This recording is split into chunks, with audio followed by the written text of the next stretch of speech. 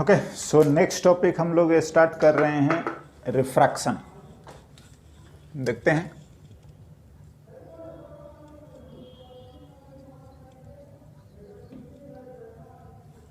देखिए, रिफ्रैक्शन जो फेनोमेना है वो हमारा हर इलेक्ट्रोमैग्नेटिक वेव के कॉरस्पॉन्डिंग होता है। एनीवे, फिलहाल हम लोग लाइट के बारे में बात कर रहे हैं और उसी को आगे देखते हैं। नाउ देखिए, first of all, what is the condition required for refraction. देखिए, हम लोग पहले भी ऐसा कुछ पढ़े होंगे। अगर ये लाइट रे इंसिडेंट होता है, क्या क्या है, ये अलग मीडियम है, ये अलग मीडियम है, ये हम लोग नॉर्मल बोल रहे हैं, ये आपका इंसिडेंट रे है। तो बोलते क्या हैं, ऐसा होता है, एंड ये रिफ्रैक्टेड रे है।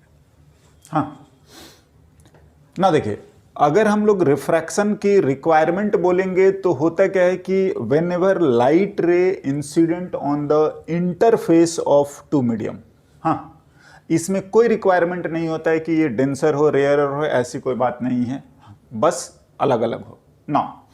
डिपेंडिंग अपॉन क्या होता है कि या तो ये इधर हो सकता है, हाँ, टुवर्ड्स नॉर्मल, या ये ऐसा भी हो सकता है। अगर मैं इसको लिख देता हूं, चलिए R2, हाँ, ये ना हम देखेंगे कब क्या होता है, बट जो फेनोमेना है या जो रिक्वायरमेंट है उसको हम लोग देखते हैं। देखिए,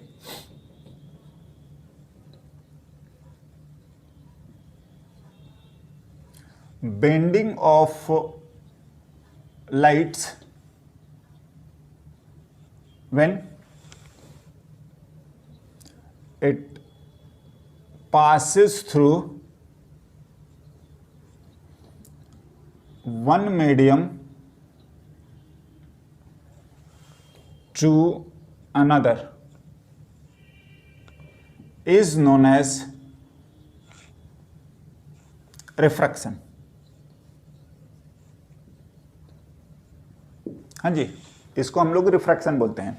now condition required for refraction की अगर बात करेंगे तो बस इतना ही होता है कि interface of two medium, right. Anyway,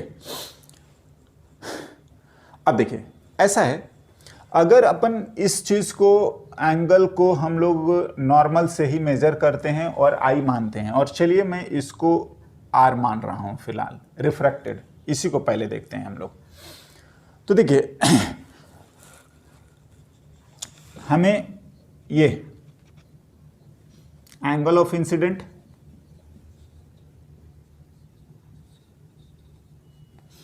and ये एंगल ऑफ रिफ्रैक्शन कहां से होता है? ऑफ कोर्स दोनों नॉर्मल से होते हैं, ठीक है ना। ये नॉर्मल लाइन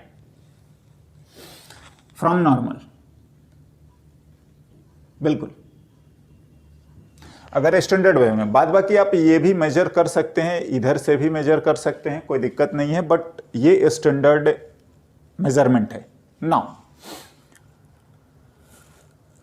देखिए, ये जो बात होता है ना, वो एज पर द लॉ होता है, एंड इसके लिए लॉ ऑफ रिफ्रैक्शन अगर हम लोग लिखते हैं,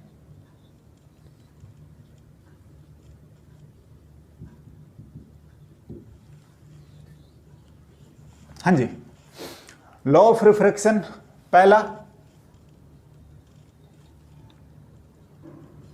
इंसिडेंट रे, रिफ्रैक्टेड रे,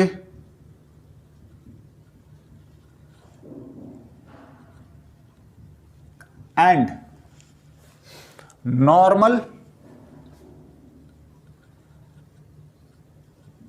at the point of incident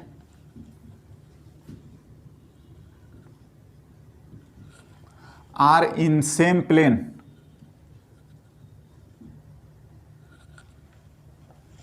हाँ, एक ही प्लेन में होते हैं। नाउ मैंने पहले भी समझाया है रिफ्लेक्शन में भी कि अगर हम ना इस चीज को मैथमेटिकली लिखें, इंसिडेंट, हाँ, रिफ्रैक्टेड का डॉट कर दीजिए नॉर्मल के साथ, तो ये जीरो आएगा वेक्टर फॉर्मेट में। आप इस तरीके से किसी का भी दो का या ऐसा भी हम लोग कर सकते हैं, I dot N cross R, है ना। तो ये होता है कि I N R in a plane, this is the mathematical condition, या हम बोल सकते हैं कि vector condition for 3 lines in a plane, right, है ना। आप इसको साइक्लिक ऑर्डर में करके भी हम कर सकते हैं। Now this is the first law. Second क्या बोलता है, हम इसको बोलते भी हैं स्नेल्स लॉ। क्या होता है, देखिए अगर हम लोग लिखे ना तो ऐसा लिखते हैं, n1 sine I equals to n2 sine are.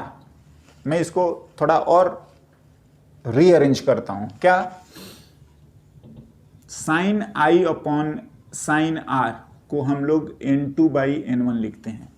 हाँ, एंड पता है यही हमारा स्नेल्स लॉ होता है। क्या होता है, द रेशियो ऑफ, हाँ, sign to the angle of incident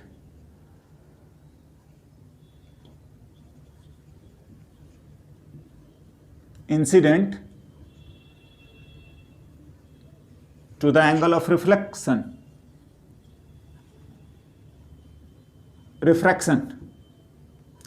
is constant for a pair of medium।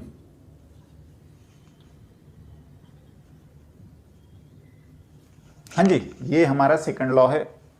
Anyway ये पता है, ये आपका ना जो भी लिखिएगा n21 और ये वैल्यू जो होता है वो कांस्टेंट होता है, right, sine I upon sine are.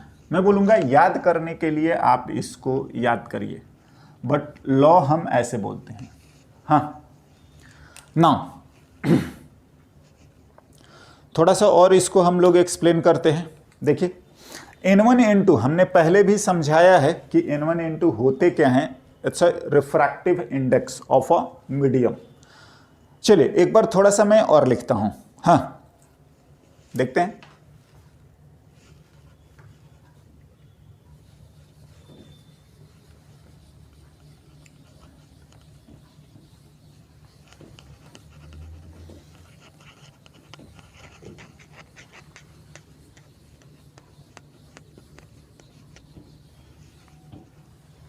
है ना, हम लोगों ने लिख रखा है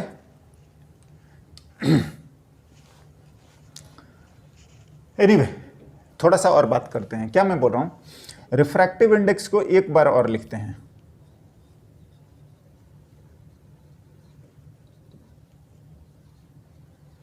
एन या हम लोग म्यू से भी डिनोट करते हैं, समझे। देखिए एन जो होता है वो ये चीज, speed of light in vacuum, हाँ जी, to the speed of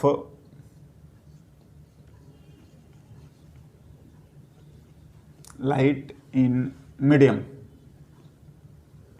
normally हम लोग ये अगर c बाई वी लिख लेते हैं, समझे, हाँ, वेलोसिटी लाइट का उस मीडियम में। नाउ अगर हम लोग n1 लिखेंगे तो वो आ जाएगा c by v1 and n2 लिखेंगे तो वो आ जाता है आपका c बाई v2। हम इसको भी डिस्कस कर चुके हैं। क्या, n1 बाई n2 लिखेंगे, c by v1, c by v2,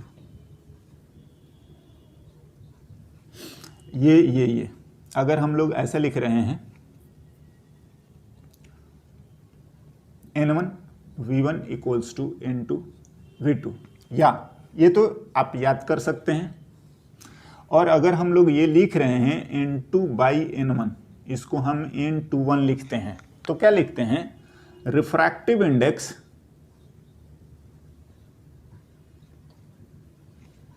index of medium 2 with respect to medium 1। हाँ जी, बिल्कुल। नाउ N1 लिखा हुआ है तो ये आपका लिखा हुआ है with respect to vacuum.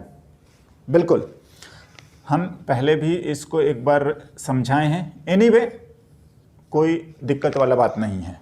Now हम बोलना ये चाह रहे हैं कि ये जो आता है ना, आप देख सकते हैं एक पेयर ऑफ मीडियम के लिए कांस्टेंट होगा। जैसे हम लोग बोले ग्लास का, हाँ, तो ग्लास का बोलने का मतलब ये है कि वैक्यूम के रिस्पेक्ट में देख रहे हैं। वाटर का अगर हम लोग बोल रहे हैं तो हम लोग ऑफ कोर्स वैक्यूम के रिस्पेक्ट में देख रहे हैं।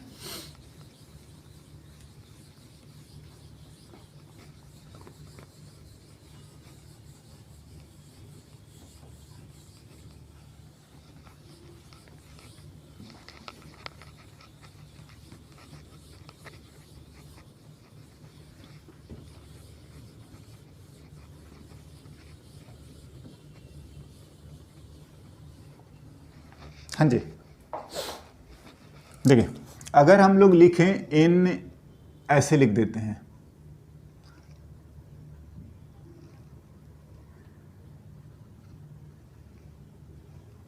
इंडेक्स ऑफ ग्लास, तो इसकी वैल्यू हम लोग 3/4 यूज करते हैं। तो ये होता है with respect two of course vacuum. हाँ जी। नाउ अगर हम लोग इन वाटर लिखते हैं, सॉरी ग्लास का 3/2 और वाटर का हम लोग ये लिखते हैं 3/4, refractive index of water, again ये with respect to vacuum. But अगर हम लोग ऐसा लिखें Ng ये, तो Ng/N वाटर। हाँ जी, ग्लास का विथ रेस्पेक्ट टू क्या? वाटर। हाँ,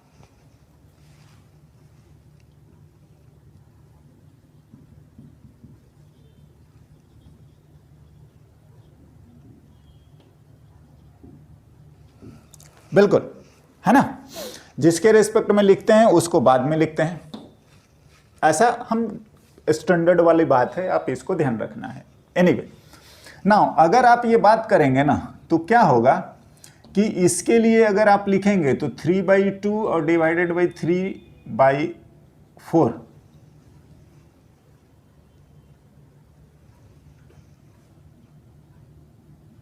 हाँ जी, glass by water, sorry sorry sorry sorry sorry, ये 4/3 होता है वाटर का। यस, 4/3, 1 से बड़ा होता है। दिस वैल्यू इज, तो ये अगर हम लोग लिखेंगे 3 × 3/4 × 2 विच इज 9/8। एनीवे, ये आपका जो है ना, आपके क्या बोला गया है कि ये आपका कांस्टेंट रहेगा। एज इन क्या, आप I चेंज करेंगे तो R चेंज होगा, हाँ, बट ये दोनों चेंज नहीं होंगे। समझ रहे हैं? हाँ, अब देखिए हम क्या करते हैं ना, इसको जो लिखा था उसको देखो, जिस तरफ का आप लिख रहे हैं इंसिडेंट, उसी तरफ का रिफ्रैक्टिव इंडेक्स एज क्या है? sin I/sin R, तो ये N2/N1 आता है। अगर आप लिखेंगे तो N1 sin I = N2 sin R। देखिए, हम ये समझाना चाह रहे हैं ना क्या, कि अगर हम लोग इधर से ऐसे मान लेते हैं कि इसको मान लेते हैं, चलिए I1, और इसको मान लेते हैं R1, हाँ, सॉरी I2, हाँ, ऐसा क्यों कर रहे हैं, हम थोड़ा और डिटेल में जाएंगे। देखिए, जिधर का एंगल है उधर का ही रिफ्रैक्टिव इंडेक्स, एज इन क्या है, n1 sign I1 equals to n2 sign I2। हमने इसलिए ऐसा लिखा है ना, एक देखिए, इधर का एंगल लिखिए, इधर का रिफ्रैक्टिव इंडेक्स, हाँ इधर का एंगल और इधर का ही रिफ्रैक्टिव इंडेक्स। क्यों ऐसा करा है ना, एक चीज़ होती है रिवर्सिबिलिटी प्रिंसिपल ऑफ लाइट। हाँ जी, देख लीजिए, लिखते हैं इसको हम लोग।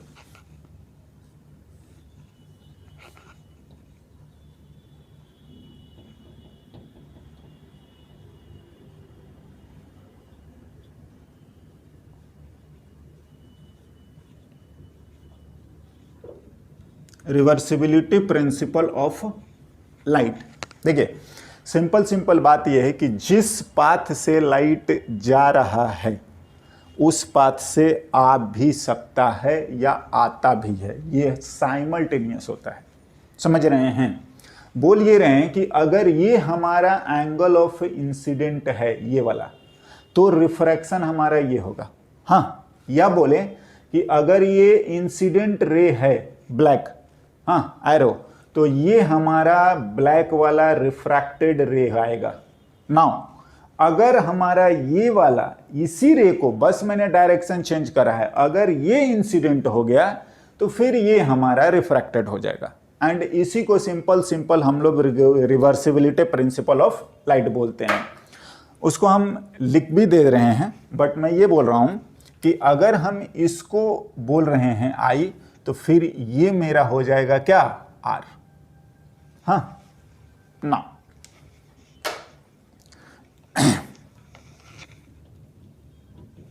as light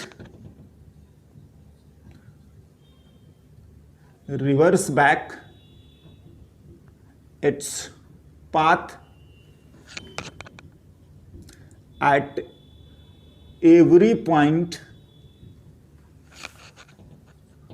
of its path, चाहे वो रिफ्रैक्शन हो चाहे वो रिफ्लेक्शन हो। समझ रहे हैं ना, ये आप ही के ऊपर डिपेंड करता है कि एरो किधर लगाते हैं, या हमें जो बोला जाता है हम वो करते हैं। ये दोनों चीजें हैं, अगर ऐसा होगा तो ये ऐसा भी होना है। एनीवे ना, हम आगे बढ़ते हैं। तो हम इस तरीके से याद रखेंगे, जिधर का रिफ्रैक्टिव इंडेक्स उधर का ही एंगल। हाँ, थोड़ी बातें और देखिए, एक और चीज हम इसमें देखते हैं और लिख रहा हूं मैं उसको, डेविएशन। देखिए,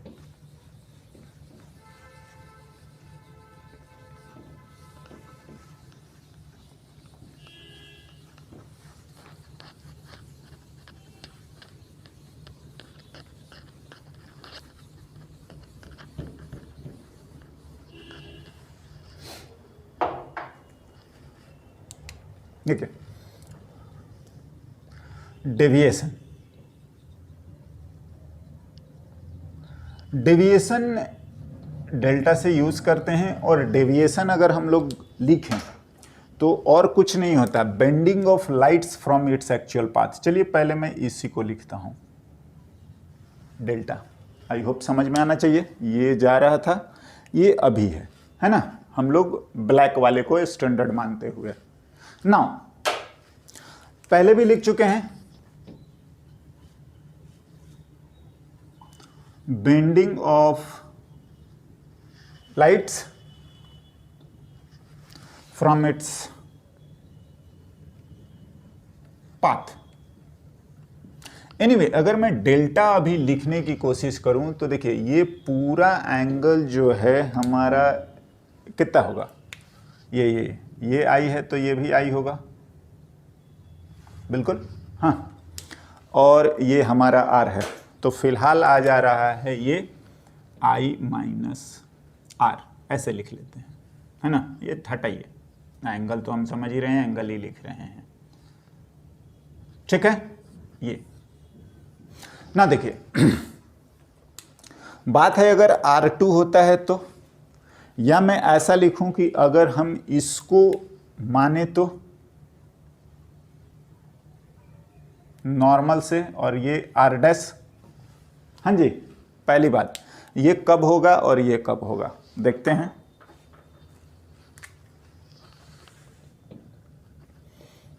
N1 sine I equals to N2 sine R।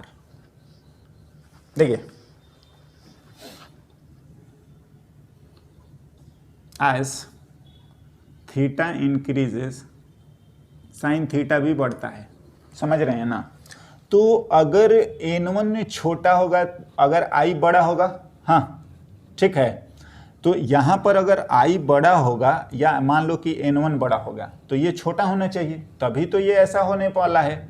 जैसा कि अगर लिख रहे हैं कि sine I upon sine R की वैल्यू N2 बाई N1, मतलब अगर I बड़ा है तो N2 बड़ा होगा।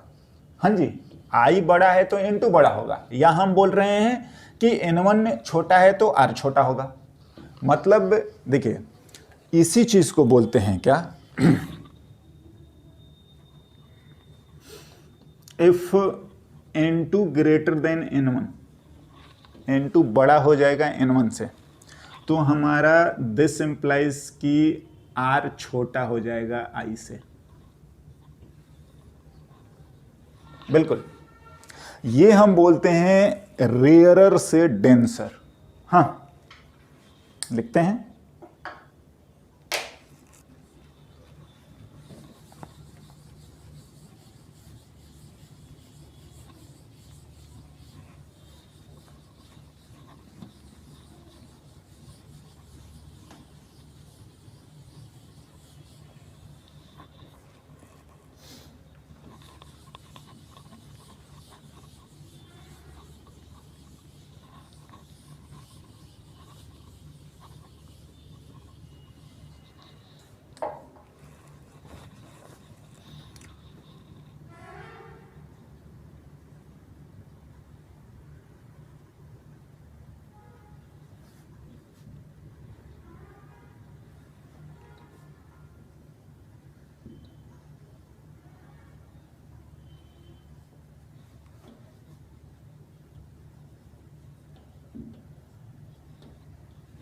I बड़ा होगा R से, एंड इसके लिए जो रिफ्रैक्टेड रे होगा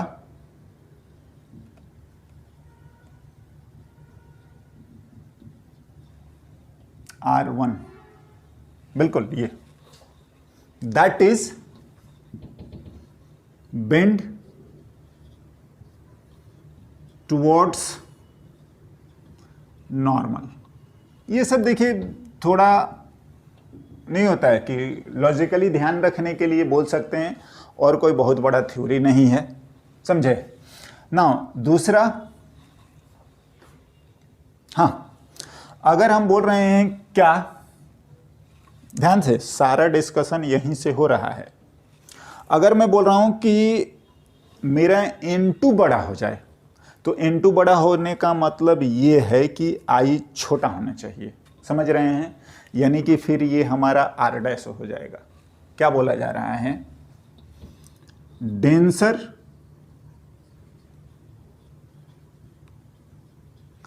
rarer incident,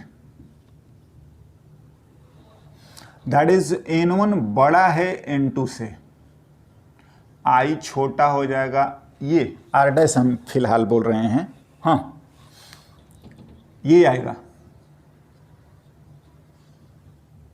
refracted ray will be this R2।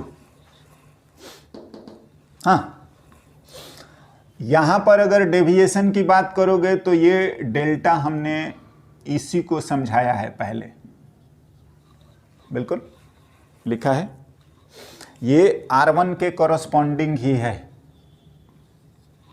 हाँ, और यहां पर अगर डेविएशन लिखेंगे तो वो आ जाएगा R dash minus sorry I। देख लीजिए, ये R डैश पूरा है, उसमें से I, तो फिर ये डेविएशन जो है ना वो मेरे ख्याल से ये वाला है, ये। तो हम इसको चाहें तो डेल्टा डैश लिख लेते हैं। देखिए, रेयरर डेंसर के चक्कर में पड़े या ना रहें, हम लोग इन जनरल डेविएशन ऐसे ही लिख लेंगे।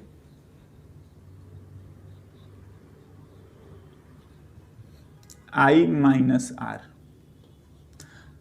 समझ रहे हैं? अगर I बड़ा होगा, हाँ, तो रेयरर से डेंसर, अगर I छोटा होगा तो डेंसर टू रेयरर, समझ रहे? और आप लिख दीजिए, इससे पता भी चल जाता है ना। कुछ हम इसके स्पेशल केसेस के बारे में भी थोड़ा देखते हैं। क्या क्या?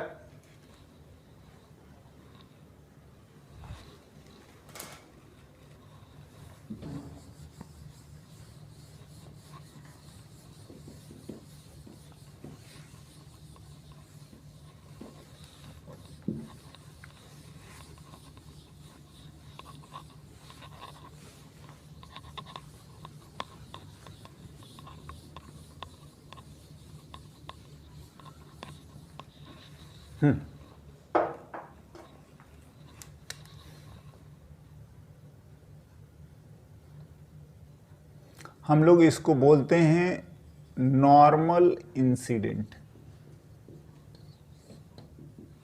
देखिए, नॉर्मल इंसिडेंट इसलिए हम थोड़ा स्पेशल बोल रहे हैं, ध्यान दीजिए। ये I है, ये आपका R है, और यही हम लोग का नॉर्मल भी होता है, बिल्कुल। तो देखिए, I की वैल्यू 0, हाँ, तो R भी आपका 0 है। Sine I by sine R को, हाँ, N जो भी लिख रहे हैं, N1 बाई N2 लिख रहे हैं, N2 बाई N1 ना। देखो, 0 बाई 0 थोड़ा गड़बड़ बात हो जाता है, तो आप ना यहाँ से लिखा करिए क्या कि N1 sine I equals to N2 sine R, या हम लोग इस तरीके से लिखते हैं sign I1 N2 sign I2, ये इसी को हम लोग I2 बोल रहे हैं, ये हमारा I1 है। हाँ, तो देखिए, अगर ये 0 है तो ये भी 0 होना चाहिए। हाँ, I equals to 0, that is R equals to कितना? 0। तभी ये कुछ भी रहे, 0 इंटू 0 वो कुछ भी मल्टीप्लाई हो गए। तो ये फॉर्मूला हमारा जरूर स्नेल्स लॉ है, बट द थिंग इज कि हम प्रैक्टिकली इसको यूज करते हैं और ये नॉर्मल इंसिडेंट इसको बोलते हैं, है ना? ठीक है, चलिए हम लोग इससे रिलेटेड कुछ एग्जांपल्स देखते हैं।